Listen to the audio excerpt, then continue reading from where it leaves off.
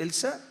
దేవుడే తన చిత్తానుసారంగా మన పొజిషన్ని తగ్గించి తలకిందులయ్యేటట్లుగా చేస్తాడు. నాశనం చేయాలని కాదు, కొన్ని ఆత్మీయ పాఠాలు నీకు నేర్పాలని, కొన్ని ఆత్మీయ పాఠాలు నీకు నేర్పాలని. అలా పతనమైనప్పుడే నీకు ప్రార్థనా జీవితం వస్తుంది. అలా పరిస్థితులు తలకిందులైనప్పుడే నా దేవుని మీద ఆనుకోవాలి అనే ఆలోచన వస్తుంది. పరిస్థితులు తలకిందులైనప్పుడే ఏ మనిషి వచ్చి నీకు ఇక సహాయం చేయరు కదా. సహాయం చేయక మునుపు మా కులం, మా బలం, మా వర్గం, మా ఇంటి పేరుటోళ్ళు ఉన్నారే, అయ్యో మా బలం ఇంత అని పదే పదే అనుకునేదానివి. కష్టం వచ్చిన తర్వాత ఏ బంధువు రాలేదు కదా. అంతకు మునుపు ఏమన్నావో తెలుసా? మా నాన్న ఉన్నాడు, మా అమ్ముందే. మా కులం అంటే ఏమనుకున్నారు సార్?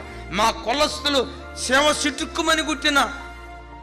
కష్టం వచ్చినప్పుడే నీకు అర్థమవుతుంది దేవుడు తప్ప నా బ్రతుకులో ఇంకొక దిక్కు లేదని. ఆ దేవుని మీద ఆధారపడటం ఎప్పుడు మనకు అభ్యాసం అవుతుందో తెలుసా?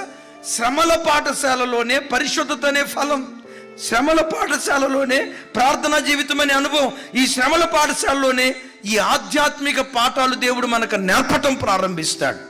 దైవజనమా, శ్రమల పాఠశాలకు దేవుడు నిన్ను తీసుకుని వెళ్ళేది నిన్ను నాశనం చేయాలని కాదు, నీ బ్రతుకును పాడు చేయాలని కాదు, నీ జీవితంలో ఏదో కీడు చేయాలని కాదు.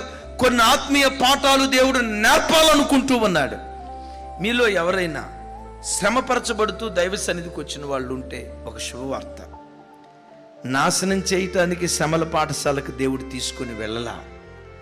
నీవెప్పటికీ శ్రమల మధ్యలో ఖాళీ బూడిద కావు. ఆ శ్రమల మధ్యలోనే తర్వాత సాక్షి బిడ్డగా దేవుడు నిన్ను నిలవబెడతాడు. దీనికి నిదర్శనం ఏంటంటే, మోషేకు పొద దర్శనం ఉందే, ఆ పొద అగ్నితో మండుతుందట. మండుతుంది కానీ ఏమండి, పొద అంటే ఎండిపోయిన ఆకులు, ఎండిపోయిన రెమ్మలు, ఆకులు. అసలు పొదకి చిన్న అగ్ని మంట తగలటంతో ఆ పొద ఏమైపోవాలి? కాలి బూడిదైపోవాలి. కానీ విచిత్రం ఏంటంటే, ఆ పొద అగ్ని చేత మండుతుంది కానీ బూడిద కాల. ఆ పొద ఎవరో తెలుసా? యేసుక్రీస్తు రక్తముతో విమోచించబడిన ఒక్కొక్క క్రైస్తవుడు. అగ్ని దేని గుర్తో తెలుసా? శ్రమల గుర్తు. శ్రమల లాంటి అగ్ని దేవుడు మనకు అనుమతిస్తాడు. శ్రమలతో కాల్చబడతావు కానీ నాశనం కావు. కాల్చబడి కొంతకాలం తర్వాత సువర్ణంగా మార్చబడటానికి దేవుడు కృప చూపిస్తాడు.